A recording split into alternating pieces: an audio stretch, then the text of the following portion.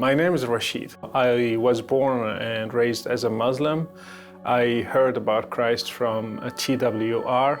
I did correspondence courses, and then I was convinced that the true path to God is Jesus Christ. I gave him my life and I started serving him since.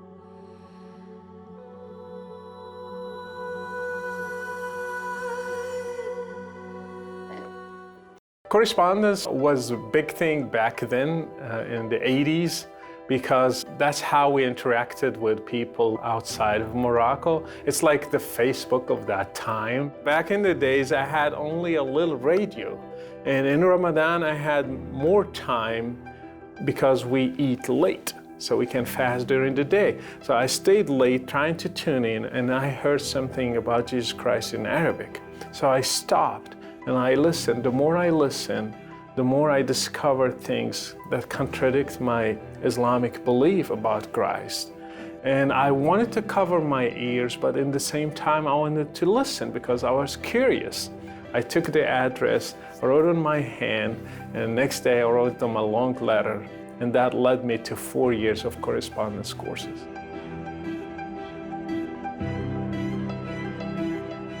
I grew up in a small village in Morocco. My dad was the imam of the local mosque. And so my dad tried to raise me as his successor, and we grew up very deep in Islam. And when I woke up, I was, and they asked me, what did you see, Rachid? I saw something very bad. I said, I saw the Quran trying to kill me. And everybody was like, do not say that. It's probably demons.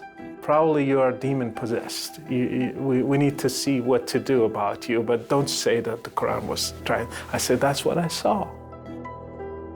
It was repeated so many times in my life. Every time I go to bed, it comes to me. And actually, so many times I was afraid to go to bed because I knew it's going to come back.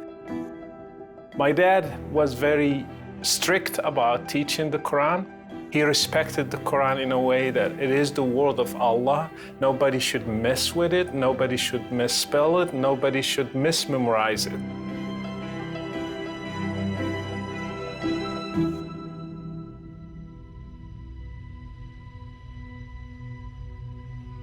They made this meeting, a gathering, a family gathering. I came in, and then they asked me, are you a Christian or a Muslim?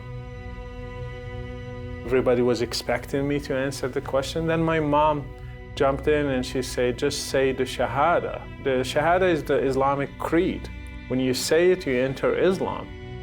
But I said, Mom, I cannot say it. Because for me, it was as if I'm going to deny Christ. That's it. Everybody knew that I loved Islam. No Muslim will stop at saying the Shahada. Every Muslim will say it. It's foggy in my memory. I just remember my mom crying and weeping, and everybody's noise coming to me, some cursing me, some saying, get out of here, some saying, you filthy dog, we don't want you, you're an embarrassment to the family. It's not a matter of right or wrong for them. It's a matter of shame. You brought shame on your dad. How is he going to face his community? He couldn't believe that his Rashid is gone. He's not anymore a Muslim. He's not the child he wanted him to be. He's not going after his path.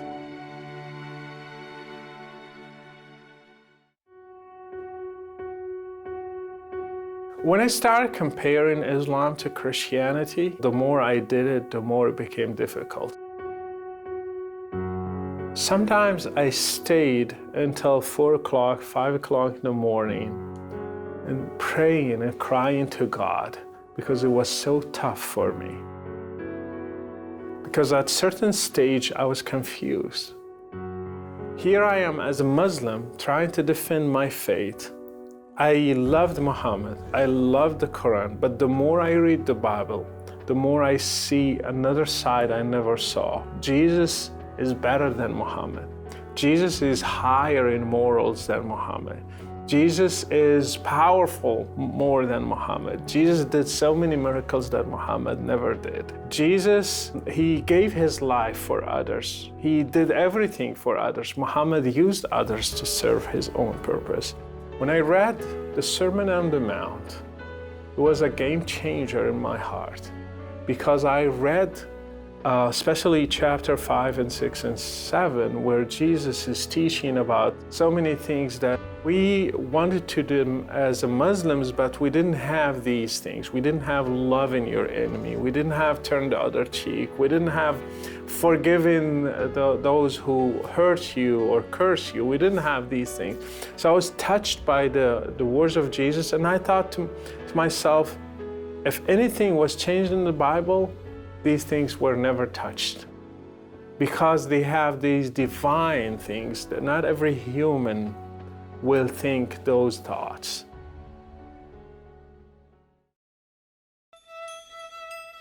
I went to my family. I tried to reach to them. Even my mom tried to reject me first, but I told her that my God just taught me to love you more. So I started building a good relationship with my family. I started also going to some summer Bible schools. In one of them, I met my wife. I had the opportunity to start a job with the Bible Society. I did so many things for the Bible Society. One of them, we started to find ways to smuggle Bibles through Spain to Morocco.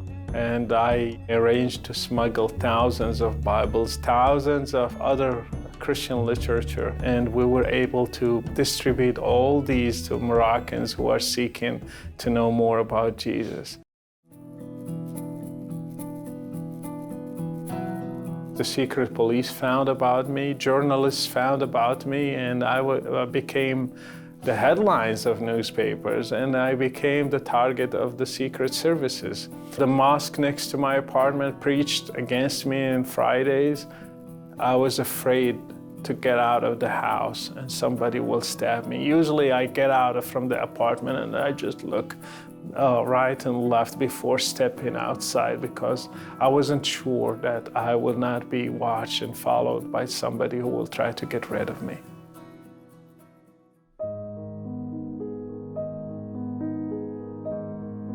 To be honest, when I left Morocco, my heart stayed there. I never felt I left Morocco. Every dream that I dreamed I am in Morocco. I'm doing something there. Probably I did a mistake.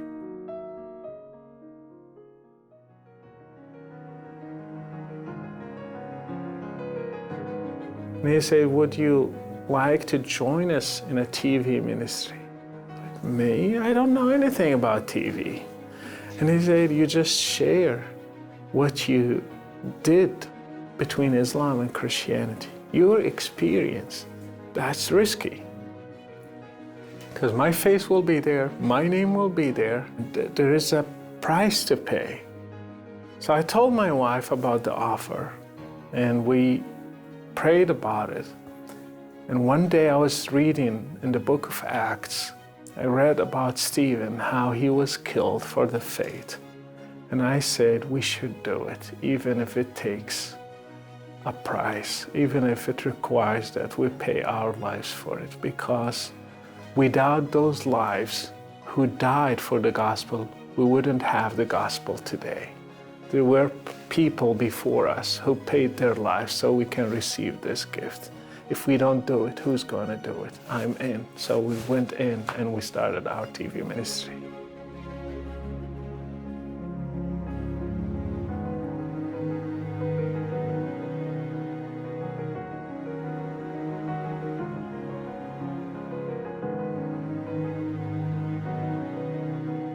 My name is Rachid. I'm happy to be part of Arabic Media Ministries.